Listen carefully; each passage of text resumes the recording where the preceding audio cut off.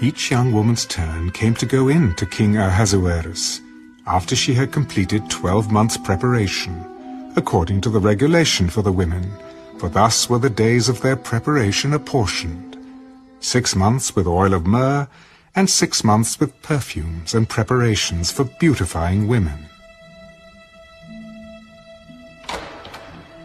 Thus prepared, each young woman went to the king, and she was given whatever she desired to take with her from the women's quarters to the king's palace. In the evening she went, and in the morning she returned to the second house of the women, to the custody of Sheashgaz, the king's eunuch who kept the concubines. She would not go to the king again unless the king delighted in her and called for her by name. Now when the turn came for Esther, the daughter of Abihail, the uncle of Mordecai, who had taken her as his daughter, to go into the king, she requested nothing but what Hegai, the king's eunuch, the custodian of the women, advised.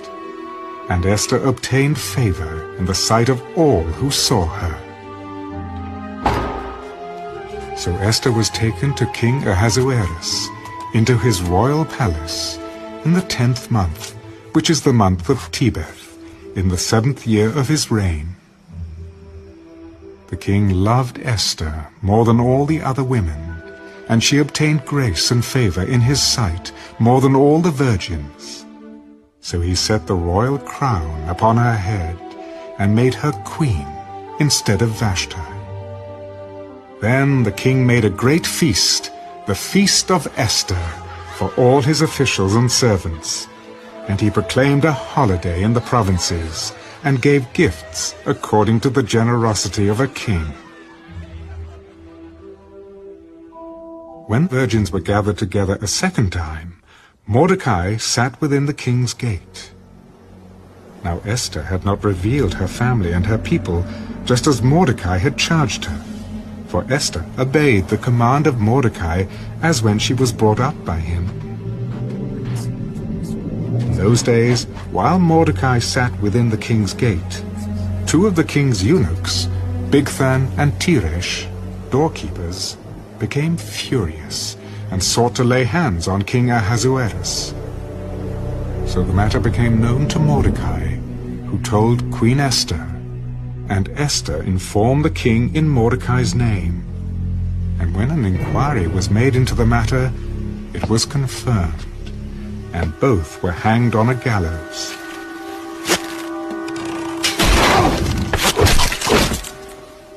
And it was written in the book of the Chronicles, in the presence of the king.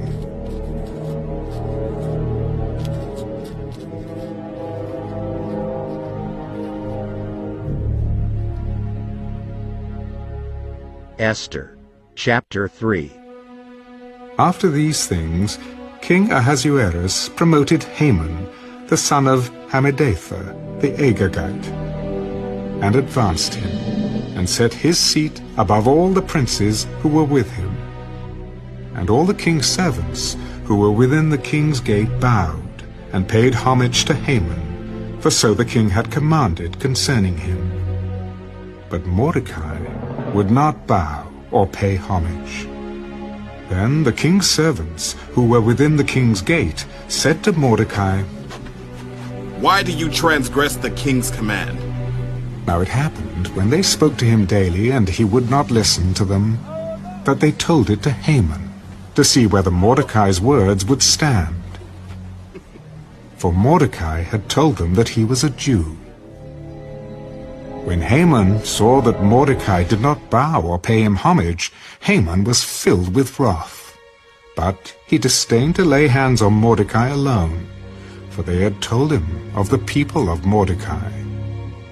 Instead, Haman sought to destroy all the Jews who were throughout the whole kingdom of Ahasuerus, the people of Mordecai. In the 1st month, which is the month of Nisan, in the 12th year of King Ahasuerus, they cast pur, that is, the lot, before Haman to determine the day and the month, until it fell on the 12th month, which is the month of Adar. Then Haman said to King Ahasuerus, There is a certain people scattered and dispersed among the people in all the provinces of your kingdom. Their laws are different from all other peoples, and they do not keep the king's laws. Therefore, it is not fitting for the king to let them remain.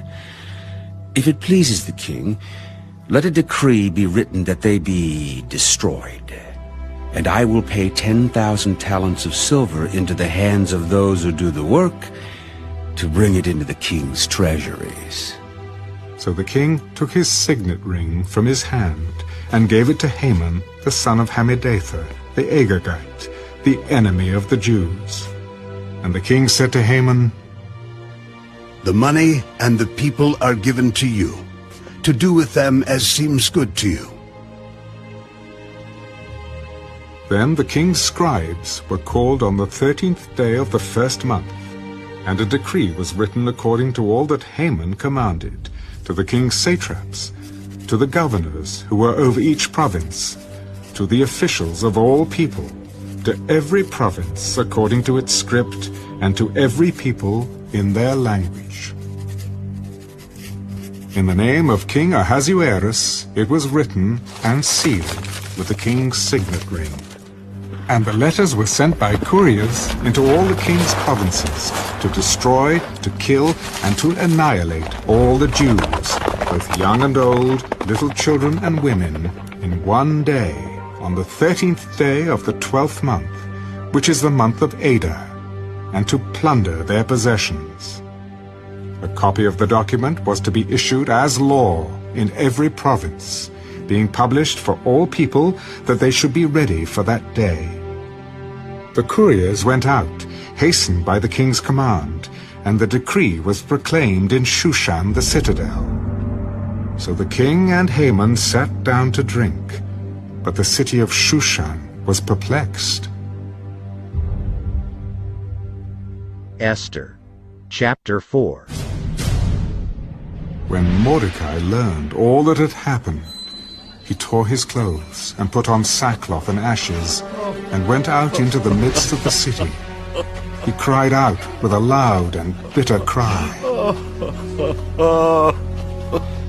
He went as far as the front of the king's gate, for no one might enter the king's gate clothed with sackcloth. And in every province where the king's command and decree arrived, there was great mourning among the Jews, with fasting, weeping, and wailing, and many